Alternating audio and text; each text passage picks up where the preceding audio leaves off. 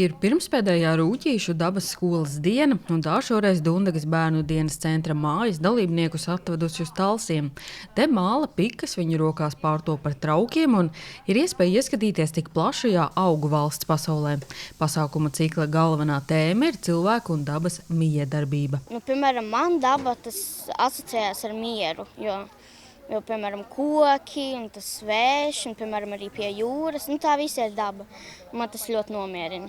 Šodien jūs mācījāties no māla taisīt traukus, un katrs savu skrubīti, vai tā arī ir daļa, kā daba palīdz cilvēkam? Jā, jo tas nomierina cilvēkus. Jūs esat šobrīd mierīgākie bērni Talsu novadā, ja jūs esat tik daudz to dabu izbaudījuši? Apmēram. 2 nedēļu garumā 16 bērnu vecumā no 7 līdz 13 gadiem ieguva jaunas zināšanas un prasmes, piedaloties dažādās ekskursijās, pārgājienos un radošajās darbnīcās. Ir tāda, kas saka, šī diena bija vislabākā diena manā mūžā, vai šī bija vislabākā diena tajā pasākumā. Priecīgi, viņi grib nākt, viņi katru rītu atkal ir klāt. Izņēmums nav arī šī diena. Rūķīšu dabas skolas audzēkņi atzīst, ka viesošanās Talsos bijusi vislabākā. Mēs šeit iemācījāmies daudz ko jaunu, un, piemēram, es arī esmu ļoti priecīgi, ka es iemācījos kaut ko par skrubi, un tas ir vispār tā, wow, man patīk. Varēs savu spā mājās taisīt. Jā, noteikti.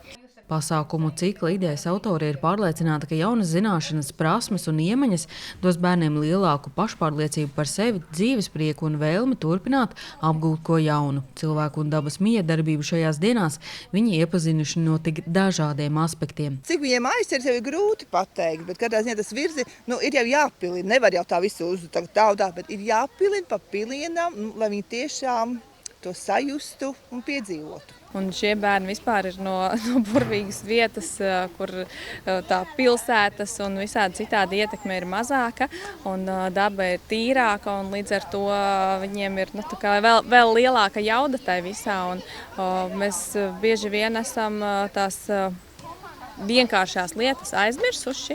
Mums viss ir pieejams, tikai mēs to neizmantojam un neatceramies. Brīvās vietas pasākuma ciklā izpildījās nepilnu 2 stundu laikā. Vēlme piedalīties ir kā kompliments Dundagas bērnu dienas centra mājas, kurš starp citu septembrī atzīmēs jau savu 20. jubileju. Sanita Liepiņa, Terēza Matisone, TV9 Pakalni.